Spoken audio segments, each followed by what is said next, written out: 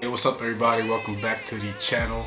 It's been a while since I did any videos, but summer holidays have officially started, so I got a lot of time to make a whole bunch of new videos. So a big shout out to all the people who are still watching, still subscribing to the channel. I appreciate it. Also want to let you know that I recently dropped my new instrumental album called All Night Long. You can check that out right here on YouTube. So have a listen to it, let me know what you think, and if you want to support me, you can always purchase the album to help me out. So today I'm gonna give you 4 simple ways to improve your beat making skills and process, especially the beginners who are really struggling with finishing tracks or starting tracks. So this is for all you beginners out there who really need some help with making beats. So without further ado, let's get started. Alright, so the first tip that I want to give is try to create as many drum loops sequences as possible. The reason why you should do this is if you have a lot of drum loops saved on your computer, you can basically throw anything on top of it.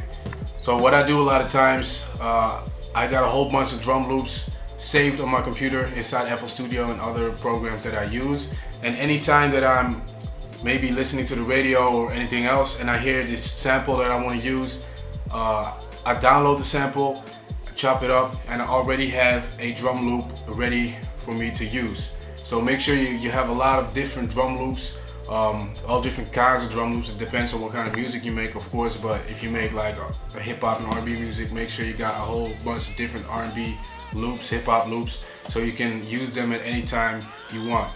And this is also helpful if you have a lot of samples saved on your computer that you might have listened to at some point but never really used for any track. You can always, chop it up and just throw it on any drum sample, drum loop that you have saved on your computer. So very helpful tip, something that I do all the time. Always have a whole lot of drum loops saved on my computer, so it's definitely really helpful. So number 2 is downloading samples. I think most people use YouTube and some kind of YouTube converter these days to download samples. The downside of this method is that the quality of the track that you're downloading from YouTube is not always the best. So what I do a lot of times, there's this software called Audacity. It's basically something that you can use to record your microphone or your internal sounds of your computer. So what I do a lot of times, I try to search for samples, maybe on YouTube or whatever, and as soon as I hear a sample that I like, I go to Spotify and I listen to the sample on Spotify. And the good thing about Audacity is that you can actually record your internal sounds from your computer. So that way, when I'm inside Spotify, I can just basically record the track from Spotify and save it on my computer. So that means that I have the best quality of sound directly from Spotify. If you want to know how this works exactly, I can do a video on how to set everything up so you can record internally using Audacity.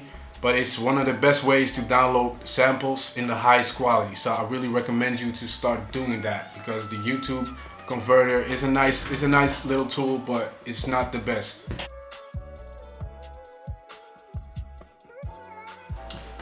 Alright, so the third one is never ever throw away or delete any of your unfinished beats. A lot of people, they make beats but they never finish their beats. But you should never throw away your unfinished beats. You should always save them carefully on your computer, because you never know, you might stumble upon something years later that you first thought wasn't that good, but now you think it's really hot. And it happened to me a lot of times. So I suggest you should never delete any of your unfinished beats just because you don't like it. There could be someone else who likes it, so never try to delete any of your unfinished beats.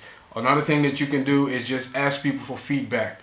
If you're making music and you're not sure if it's really good, if it sounds really good, you can always, just ask someone, another producer that maybe for some feedback, and maybe he or she thinks it does sound good, you know. You're your own worst critic, so never throw away any unfinished beat.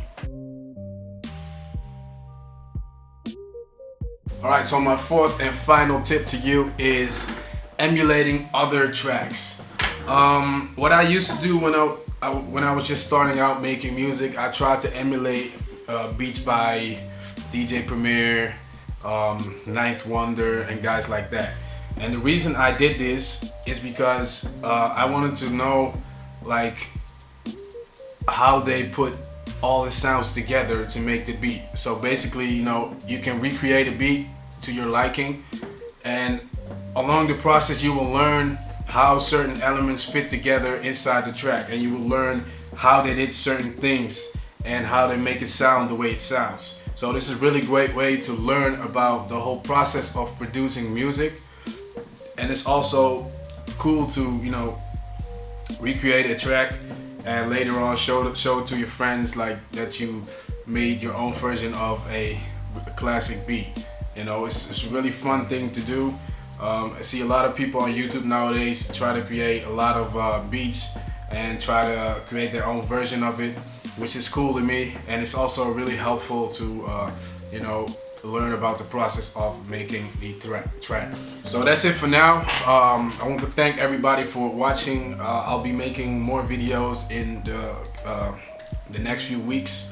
Also be sure to check out musiciangoods.com for the hottest drum samples and VST instruments. And also subscribe to my channel if you're interested in making beats, producing music, and everything that has to do with music. So thanks everybody for watching, and I'll see y'all at the next video. Peace.